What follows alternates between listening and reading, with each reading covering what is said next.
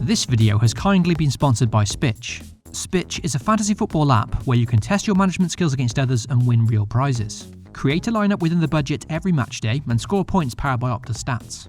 During the creation of your lineup, make various tactical decisions like picking your captain and choosing your formation. Managers then with the most points enter the win zone and win real prizes. It's completely free to download and there's some free tournaments to enter as well, so give it a try using the link in the description box below. Get registered and start building your perfect 11 for the upcoming match day. Hey guys, and welcome back to FPL TV. Before looking towards game week 35, let's see how the side is performing in 34 with one fixture still left in the game week. With the update on Luca Digne's fitness not sounding so promising last week, the decision was made to find a replacement. I weighed up a few different -4 hits, with Cancelo and Reece James in my consideration, but with just 5.5 to spend without a hit, it was just enough to afford Marcos Alonso on a free transfer, and it also gave me some coverage for that Chelsea double game week. In the end, this transfer couldn't have started out any better, especially considering had I had enough money to afford the likes of Cancelo or Reece James for free, I'd have almost certainly opted for one of them. Watford scored against City at the Etihad, Reece James missed out completely from Chelsea's first fixture, and meanwhile Alonso bagged an assist and a clean sheet. So I got really lucky here that my financial restraints ended up leading me to a good outcome. Of course, there's still one game to go for Chelsea this game week, and considering Alonso's my only Chelsea player for that one, I'm not out of the woods just yet, but either way it was still a very successful free transfer. As for the rest of my defence, well, Fabian Schär didn't play last week, so in came Connor Cody off my bench automatically. Considering I then had two Wolves defensive options in play, a clean sheet here against Burnley would have been absolutely massive for me. But sadly, since including Jose Sarr and Cody on the wildcard in game week 26, Wolves have since only kept 2 clean sheets in their last 10 games.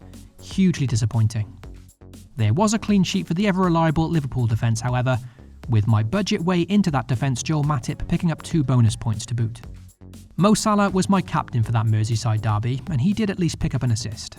Better than nothing for sure, made better considering the popular double game week captaincy options like Mount and Havertz both blanked.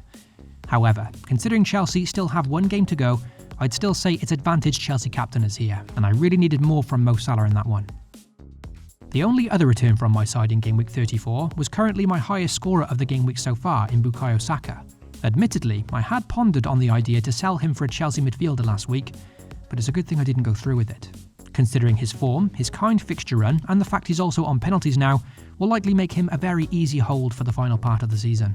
This will of course depend on his fitness though, as Saka did take a slight knock towards the end of that United fixture, so fingers crossed he's okay. I think the biggest letdown for my side last week was the Tottenham pair of Son and Kane firing blanks once again.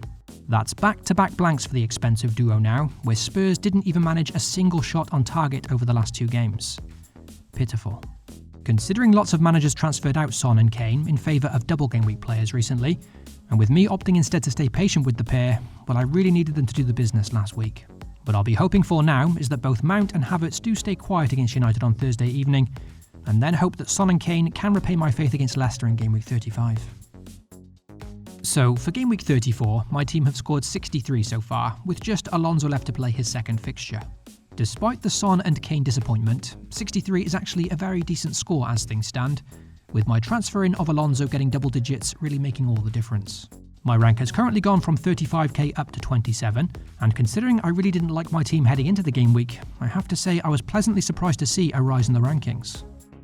There's no doubting that game week 34 was overall a very lucky one for me, at least so far. Not so much with what my players did, but more what other popular options didn't do, especially with Man City conceding at home to Watford, and highly owned players like Cancelo only getting the 1 point despite Man City scoring 5. Chelsea only scoring 1 goal against a very weakened West Ham side also helped of course, with Mount and Havertz blanking and Reece James missing out completely, all an ideal outcome for me. However, it is important to remember the game week isn't over yet, so some big scores there from those Chelsea players could certainly see the rank plummet. Fingers crossed it's not a high scoring game.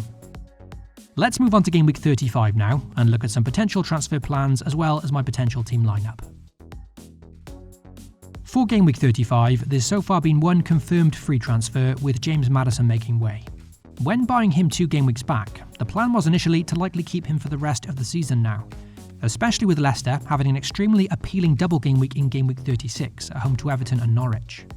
For this game week however, 35, Leicester have a tricky fixture away to Spurs, a Tottenham side that have only conceded 6 goals in their last 9 Premier League games. The biggest concern for me with James Maddison is simply his minutes, because notably, either side of this Tottenham fixture, Leicester have 2 crunch ties against Roma in the Europa Conference League semi-final.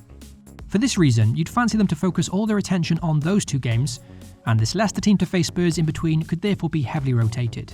Not guaranteed, of course, but just my best guess. Had James Maddison showed me something in the last 3 games of owning him, I may have held on to him despite the chance of rotation here. But after 3 consecutive blanks, and after all this considered, for now at least he's on his way out of my team. To replace Maddison, with $7 million to spend, I had the exact cash to bring in Coutinho at home to Norwich on a free transfer. It's been so uncommon for me to make early transfers this season, but in this very rare case, where I could sell Maddison for 7 and Coutinho was the exact same price, I wanted to get that locked in early, just in case Maddison did drop in price. In fairness, since making the move, Maddison's price hasn't dropped, but I simply didn't want to take that risk, because had it gone down, I'd have therefore been priced out of this free transfer. Coutinho and Aston Villa haven't been in the best form of late, so it's yet to be seen whether or not this move will prove to be a good one. However, owning players against Norwich this season always has a good chance to pay off immediately, and Aston Villa do then have back-to-back double game weeks in 36 and 37 to follow. So with that free transfer locked in, let's see how the side now lines up for Game Week 35. In comparison to last week, I'd say I'm feeling a lot better with how the squad is lining up, and although Son and Kane have been a letdown in the last 2 game weeks, I'm certainly feeling optimistic about owning the pair for this home fixture against Leicester, especially if the Foxes do heavily rotate. Another side I'll be relying heavily on this game week is Wolves, with a double up in defence at home to Brighton. A Wolves clean sheet here would provide me with a significant amount of differential points, but I can't say I'm too confident of that happening. In fairness to Wolves, despite their poor form of late, they do boast the 4th best defensive record this season, only conceding 29 goals in 33. Just Liverpool, Chelsea and Man City have conceded fewer. Meanwhile, their opponents Brighton are the 3rd lowest scorers this season, with just 31 goals in 34 games. So, even though I'm not confident of a Wolves clean sheet here, especially with Brighton picking up some form in the last few games, statistically it's not the worst week to own a double up of Wolves defenders, so hopefully they can surprise me. With my free transfer of Maddison to Coutinho now already used this week, I've of course taken a bit of a risk here, because Bukayo Saka's fitness isn't yet guaranteed for Game Week 35. I also still have Marcos Alonso left to play on Thursday evening, so hopefully he comes out of that one without an injury or suspension. In a worst case scenario, I do have Broja as backup on the bench at home to Palace. To be honest, I'm not sure Broja will start this one, and even if he did, I wouldn't be confident of him scoring. So hopefully I won't be in a situation where I need to use him, but at least it's some form of backup should one of my starters miss out. So providing everyone in my 11 now remains fit before the deadline, the team is looking set, and all that's left to do now is decide the captaincy, that of which I'm still not certain of. In my current 11, I think there's quite a few viable candidates this week, with even new signing Coutinho at home to Norwich surely worthy of consideration. Since the beginning of the week, I've had the armband on Harry Kane, and it may just stay there. As mentioned, I'm hoping that Leicester could put out a heavily rotated 11 for this one, and looking at Kane's insane record against the Foxes, it's very difficult to ignore.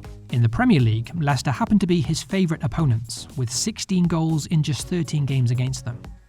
Tottenham's recent performances, though, will of course be a bit of a concern, and with Kane now notably 5 games without a goal. So although I instinctively gave him the armband at the start of the week, both Son and Salah are very much in the running come the deadline.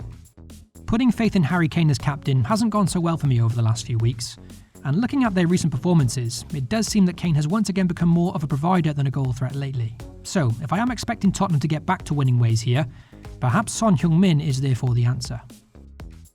As for Mo Salah, well, he's generally the easy and sensible choice, but his opponents Newcastle have been playing with a lot of confidence lately, so that fixture is no longer as appealing as it once was, especially away from home. The Egyptian King has also played a lot of minutes lately, and this Newcastle fixture is notably the early kickoff. So although I'm very undecided on the captaincy at this point, one of the Spurs boys against Leicester is looking most likely for me.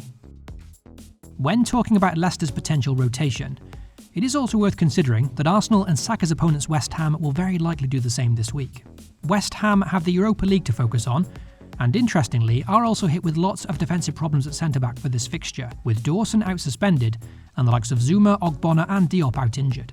For these reasons, Bukayo Saka could too be a very shrewd captain choice this week, providing he is past fit, but it's unlikely for me that I'll trust him over one of the premium options. So that's everything discussed regarding my team for Game Week 35. Providing Marcus Alonso does come out of the game on Thursday okay, then the team looks set, and I now just have to finalise the captaincy. If anything should change though, then as always the team will be posted over on the FPL TV Twitter page shortly before the game week deadline. Good luck to you all for the upcoming game week, FPL responsibly, and I'll catch you all in the next one.